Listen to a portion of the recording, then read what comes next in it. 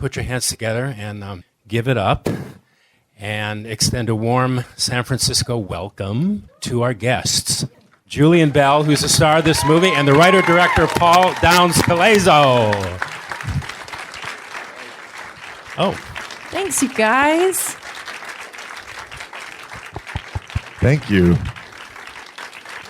The movie is dedicated to Brittany, and we saw what looked like a real person over there on the. It was, yeah. It was. So you wanna, yeah, it really was. Real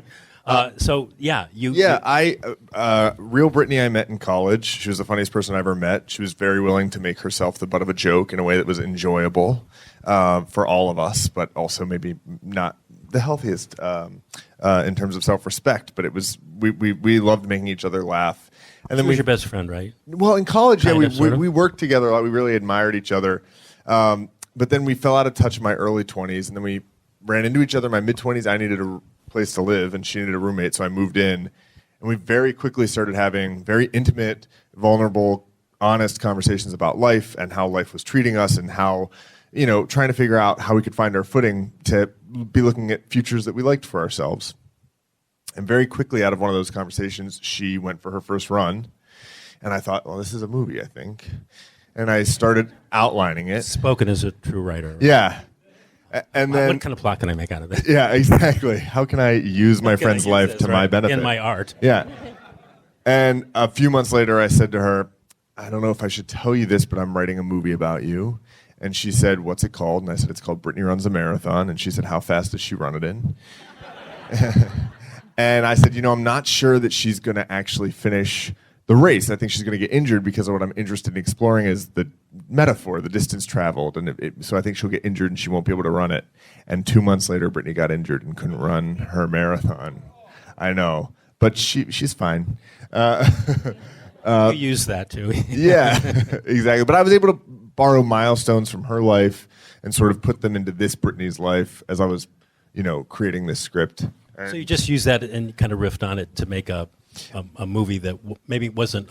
Well, in a lot of a lot of ways, I was outlining her life before it was happening. There are other things that sort of lined up, but what it's based on is this journey that I got to experience her going on, which was brutal and heartwarming and triumphant and pathetic and funny and scary and hopeful. And so that zigzag of an emotional journey is what I wanted to play with in this. So that's how this movie happened.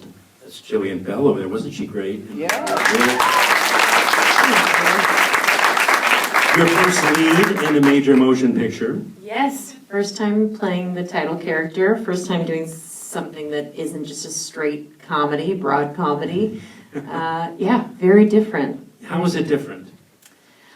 Well, in so many ways. A lot of times when I prep for a movie, I have a lot of conversations with the director, but I usually know a month before or a couple weeks before I start shooting, and it's a lot of like, well, when we get there, let's do the script as is, and then let's play around and whatever you kind of want to riff and say, and this was very different. This came to me 7 months before we started shooting.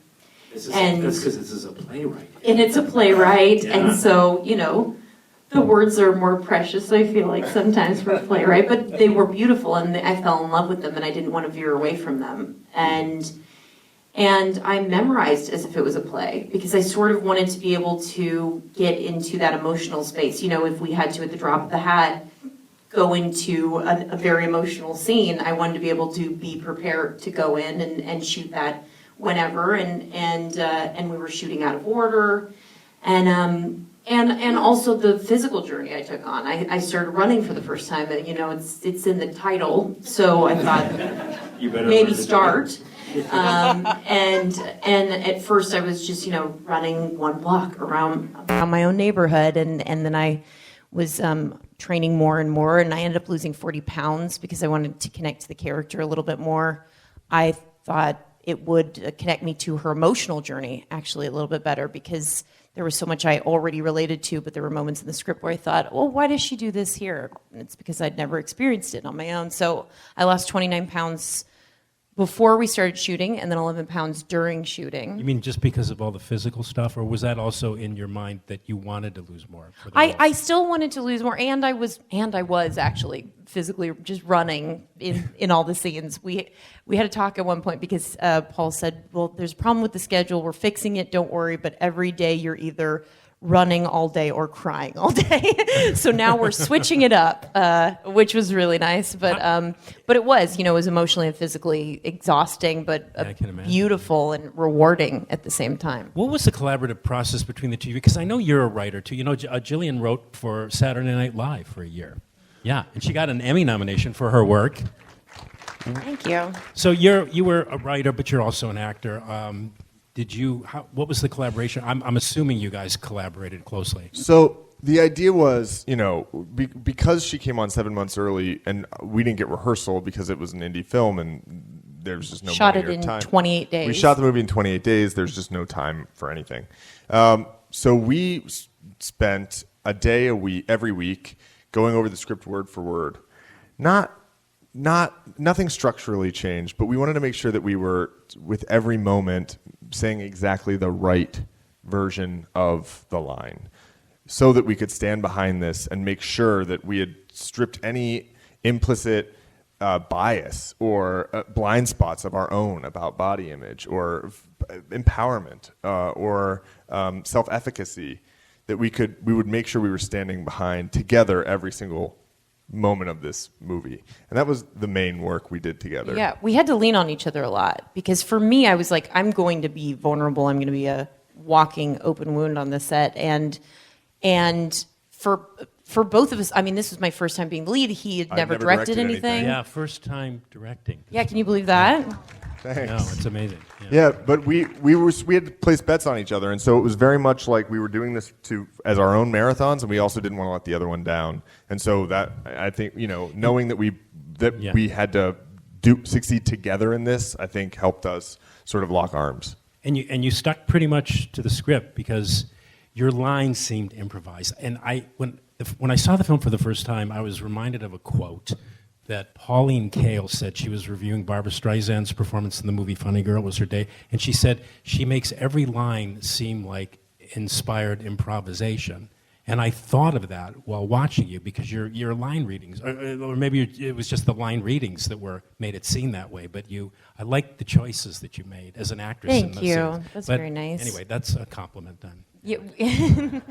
Yeah, we didn't improvise too much on this film, and the cast is full of improvisers, but it was sort of like a new fun challenge for us to take on. It's very different kind of filmmaking that we're not used to. Right. And I really loved it. I mean, there was only one scene, the theater scene where I take tickets is like the only scene where we kind of just were like, let's riff and play, but it was a spot that felt like it could be playful and just how she avoids. And did you do the thing with the tape? Is that your idea? I bet you. That was in the script. That was in the script. But That'll Do, Shannon is you. Yeah. That feels like me. That'll do, Shannon. Anybody have any questions? I'll come in the audience and bring the mic so we can hear you. Otherwise, I'm going to keep talking. Okay, I'm going to keep talking for a bit. The New York City Marathon. Yeah. This was. I read that it was like the first film that actually filmed in the marathon. Yeah, that's what they told us. We were the first non-doc to ever film in the marathon. And here's the best part of the fact. Okay, here's the deal with the marathon, and then the best part of it. We shot the starting line, we shot a little bit in the middle, we shot the finish line, and then a week later we recreated the marathon on 3 streets in Brooklyn with 200 extras, Dunkin' Donuts hats, and 1,000 Gatorade cups. Movie magic. Yeah. And then we grabbed other shots for it along the way. But the best thing about shooting at the marathon, I don't know if anyone's ever been there, but it's a very magical day in New York, and suddenly it's Mr. Rogers' Neighborhood, and you just cry going outside. And, the day before, everyone's like, get out of my fucking way. And that day, they're like, I'm proud of your son, It's gorgeous. So every single time, so Jillian was running, we were shooting the finish line, nobody knew that she was an actress, and she was, portraying what you saw, this pain and struggle of getting to that final finish line moment. And as she was struggling to get there, and nobody knew she was an actress, every single time we shot it, somebody tried to help her over the finish line. They stopped their marathon and started either grabbing her hand or grabbing her from the back, and we were sobbing. And I was like, I mean, it was people grabbing me and being like, "You've got it, Yeah. you've got it." I mean, Which and was like- we're weeping. I and mean, I'm the like, cameraman's get out weeping. of the shot, bro. No, you were weeping too. I know, but we had to find ways because she didn't want to tell them that she was an actress. Because what are you going to say? Like, I'm an actress? Well, we came up with a plan of just saying like, "I got it, thank you," like I'm good, and then they would go off. But and we had to take- edit around it. Like, Yeah. It was just very hard to do. And we remembered the other day that there was one ending where a man wrapped her in a Brazilian flag, and we were like, do we keep it? And you seriously thought to keep it? Huh? Well, we were sort of like, I mean, it was such gold. Like watching the dailies and watching those people help her is so emotional. It just ultimately felt like, the whole point is she's got to do this alone with support, but alone. And who are these strangers? Like, that would just be a real question mark. Right. Jillian, did you interface at all with the real Brittany O'Neill? I got to meet her while we were shooting. That was the first time I met her. Because this character was, her DNA is all over it. It's loosely based on her life. It was inspired by her life, but all these other characters were fictional. And so we sort of thought, it wasn't as necessary to go. It's not like I was, memorizing her mannerisms. But did she want to know, like, who was playing her in the movie? Or a version of her? Oh, yeah. Yes. I mean, the thing with Brittany is I gave her every script I've ever written ever to get her notes first. And so that didn't stop just because, it was her name in the title page. Right. I still respect her as an artist, and I give her stuff even today. She works, by the way, now she works Incredible. in refugee resettlement, and before that she worked in genocide prevention. So she's like... She's gonna have another movie about her. Yeah, I know, made. sequel. But also, if we'd put that in, you'd be like, fuck you, that didn't happen. Like, that's too good. She's too noble now. Questions? Okay, I'm going to open up.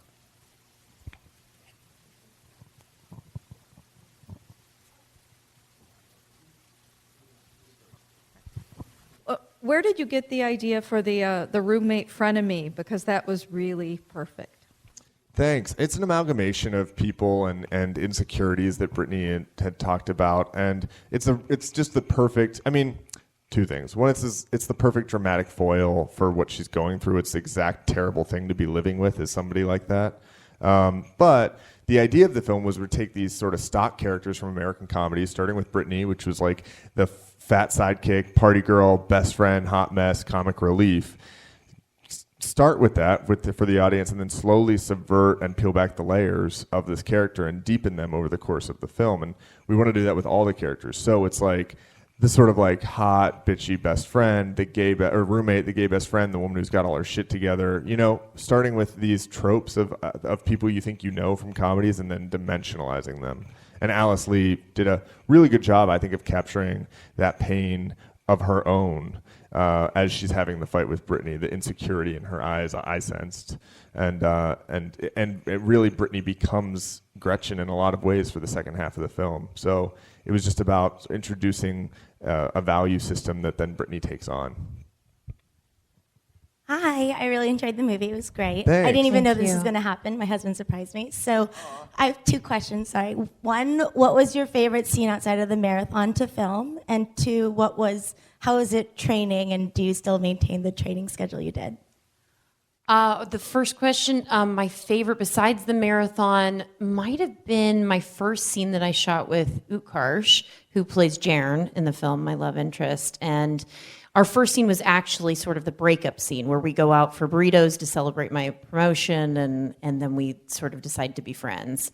And Utkarsh comes from a big improv background as well. He's hilarious. He's also a very talented rapper, but he's used to doing different projects that I've done before, where it's like you come in and you just try to make the cameraman laugh. And with this material, we sat across from each other and we did a rehearsal, and that was our first time really running anything together.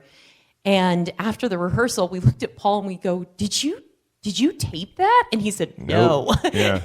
And I go, oh no, that was so good. And and then we were finding it again. But we looked at each other and we thought, wow, this is the first time we've really been acting in a very long time. You know, usually you come in and you're just, you know, trying to hear if at Video Village they're watching the screens and like saying, oh, we're dying back there, you know, and this was like, oh, we're going through real life things right now, and there's something really beautiful about it. So that was one of my favorite scenes to shoot. And then your second question was, am I still training? Is that what it is? Yeah, like how do you still like maintain any of it? Because you did a lot of working out, like you ran like every day. Yes, So. I ran a lot. I don't run as much as I was when I was prepping the film, but I definitely do still like to go for runs. It really helps me, the endorphins, and it helps my brain, especially because I'm writing a lot right now. So every once in a while, I'll push myself to go out on runs, and it makes me feel better. Cool, thanks. Thanks. Jillian, I'm curious what, I'm sure you've been asked this before, but what goes through your head when you're watching yourself on screen? Ugh. Okay. That's it? No, I mean, it's funny because I was a producer on this film too, and so a lot of times with things, you know, you're either being critical or you're being like, oh, I think this shot, maybe we could have stayed on me a little bit less, or, you know, like I'm thinking about it more technically, and this felt just, it was so weird because when I read it and when I was shooting it, I was like, this is me, and then when I'm watching it, it actually feels like a different person. So I'm able to like look at it a little bit objectively. Well, thank you. I have a question about the marathon day. I assume maybe you didn't run the whole marathon because you couldn't finish very freshly. Is that correct? We shot at the starting line. We did Yes. we shot that like 4 or 5 times, and then we ran and tried to find I don't know what mile, but somewhere in the middle of the race. We shot a couple of times there, and then we did the finishing line. Because And I was interested in how you got moved around from there in and out of the race. Buses and vans. And then running so hard to get to, you know, get as many. I remember we were trying to get something on the bridge, right? Well, they At the end? rejected it, and I was like calling Homeland Security, and they were like, "We do not care about you." Like, this Oh, is and we unimportant also to us. got what was that, by Columbus Circle? Yeah, we went on to Columbus Circle. That was real Oh, marathon day. we've never talked about this actually, and this is funny. We got that shot. We're like, we're gonna pick this up. We'll just get this moment, and we walked over, and I looked at Paul, and we'd been running around like crazy, and I said to him, I'm like, is she crying at this point? Where is she at? And he's like, yeah, I think she's pretty emotional. And I was like, okay, great. And I squatted down next to all these runners, and I put my hoodie over my head, and I was just getting like back into it. And all of these security guards walked over, and they're like, what is happening? Because there's this woman just crouched on the ground, like just looking like, I don't know, something horrific. But yeah, they were like, oh, she's an actress, and they're still like, what is happening? But it was But they helped us around. We had a body double in the race, also in a second unit. We had 3 units in the race, and we had the most incredible thing is we had a steady cam in there with Jillian from the front, and then again from the back, and that was the real gift. Paul, you come from the theater, and I'm curious if the transition from theater to film, did that stand you on your ear at all? Because they're completely different mediums. I learned a lot. I learned a lot in the writing process, and then I read a lot of books from people who had gone from theater to film to prepare for doing this. But, you know, what's weird is I had edited sizzle reels for money out of college. I had learned music and sound production in high school. I had studied drama. There were and a little bit of design in college, too. And I worked at an advertising agency out of school, and sort of everything that I ever did sort of came into use here. So yes, there was a change. I mean, I was thinking about when you were asking her what her favorite scene was. It wasn't the marathon. There were a million scenes. I mean, every time that Jillian performed, I was just really excited and surprised by her choices in a great way. But also there was the scene where they're rowing. And that was, now that I think about it, that's sort of a moment I think I started to become a film director. I was like, let's just stay on that water. I don't know why, but let's just stay on the water in that thing. And I started to understand the visual poetry as I was in the middle of it. So I'm still in that process, but I learned before and I learned during and I learned after. Yeah, obviously. I mean, do you like films? I mean, do you Yeah, I have favorite love it. films? I mean, also the cultural impact you can make. Before we opened, over 20,000 people had seen the film, and with an off-Broadway play, that you don't even get close to that. So, Right. What I love is making. Thornton Wilder has this quote that I love, which is, "Film is the story of them, and theater is the story of us." And what I'm trying to do is create film that's the story of us. You can applaud. You don't have to. If you But want. they wanted If to. you They want. just needed to be egged on. They're like, Thornton Wilder. Obviously, you both have a connection to New York, but how did you choose Philadelphia as your other scene? I wanted it to. Originally, the whole movie was going to be set in Philadelphia, but I switched to New York because I wanted it to feel like this dream that's always just out of reach. And I think when people live in New York and they come to New York and it's the big city with their eyes wide, even when they're living the dream, it still sort of feels elusive. And then for Philadelphia, I wanted something that felt sort of hometown, hearty, stable, like it was going to draw you back, but also that had a feeling of sort of the best is behind them. And Philadelphia has that brotherly love feel that's sort of stable and supportive, and also it's like the beginning. It's not necessarily what you reach towards, just as an icon. And it's a 2-hour bus ride, so it was easy. Yeah. We were talking just before, and we didn't really get a chance. I didn't get a chance to hear your riff on this, but you seem to be making a commentary or a comment about social media, or no? Or was that just my takeaway? Well, I think social media is like such a part of our lives now that it'd be weird to not acknowledge it in this journey. So it's acknowledged as much as the realities of our world are acknowledged in the film. But it's less a commentary and more just a reality of, it can make you feel certain ways. And it's really hard for me when I wake up in the morning not to go to Instagram with my eyes closed, still reaching for my phone trying to get to Instagram. So less social commentary on that and more just sort of exploration of what it is to us now. Well, you presenced it, I think, pretty accurately. And I just read the guy, the author of The Ice Storm, I can't remember his name, who wrote the book, he's now being quoted all over. He said social media is the place where humanity goes to die. I don't know. Maybe. Also, know. it connects us. There's Yes, good it and does. bad. Yeah. No. Yeah. I don't know. Yeah. I think it was more positive initially, and now it's just getting crazy. Oh, I thought you meant his quote. I was like, that sounds negative. No, I from meant the jump. social media. Yeah. Any other questions? Yay, good. I'm going to pass this.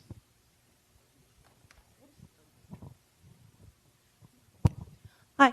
Oh yeah, Hi. it was a super awesome movie. Okay, so I'm a big fan of like behind the scenes stuff. So what are some scenes that didn't make it in the movie that you really wish could have? And also, when you do the like special edition stuff, will all those crying moments from the marathon be included, as well as the Kickstarter video? Because I would totally watch that over and over again.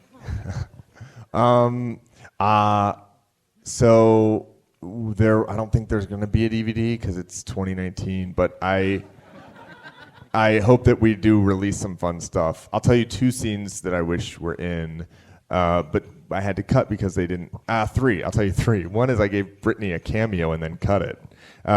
It just didn't make sense emotionally. I still found another way to sneak her in, but I wish that she had a line or something. There's a really good scene, and Michaela Watkins delivered a really excellent performance of her in a divorce argument with her estranged husband. It was excellent. It just didn't end up working in the edit, and that was really a brilliant scene. And then the movie starts with Brittany in bed, right? It wasn't written that way. That was supposed to become, that scene actually came in the middle of the montage, but it was ruining the flow. But what the rest of that scene is, which I love, which we haven't talked about, was, I don't even know if you remember shooting it. That scene was like a 1.5 minute scene of you asleep trying to put your running shoes on. Do you remember that? Oh yeah, because it was supposed to be she doesn't open her eyes, but she finds her shoes and she's putting them on, and then she lays back down. It's one of the funniest things we shot. It was just so funny, but it just didn't make sense in the edit.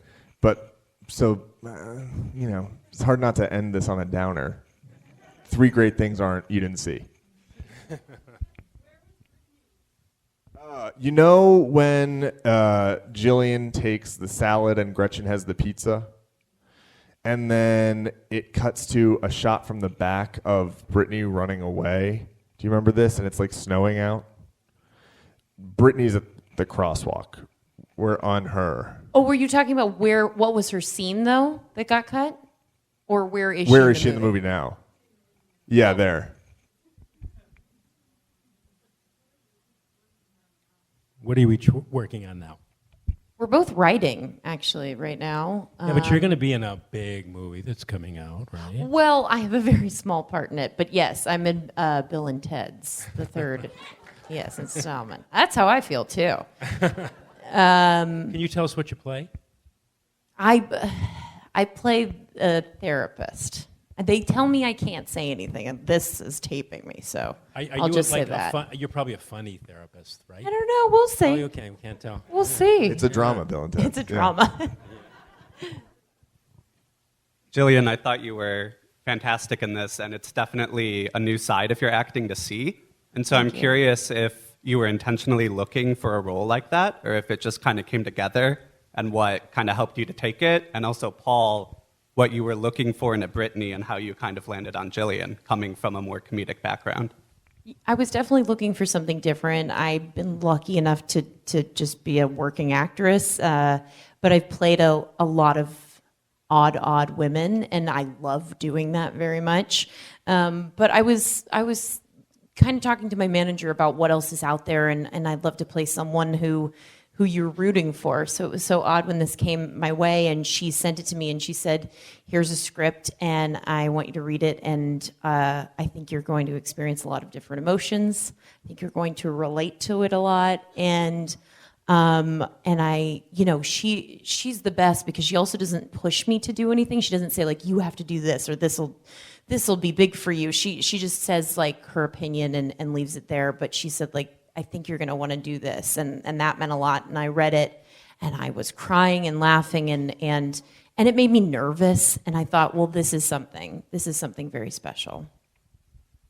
I had been a fan of Jillian's for forever, from 22 Jump Street. And I remember when I had seen that thinking, I wonder if that'll be Brittany someday, sort of flippantly.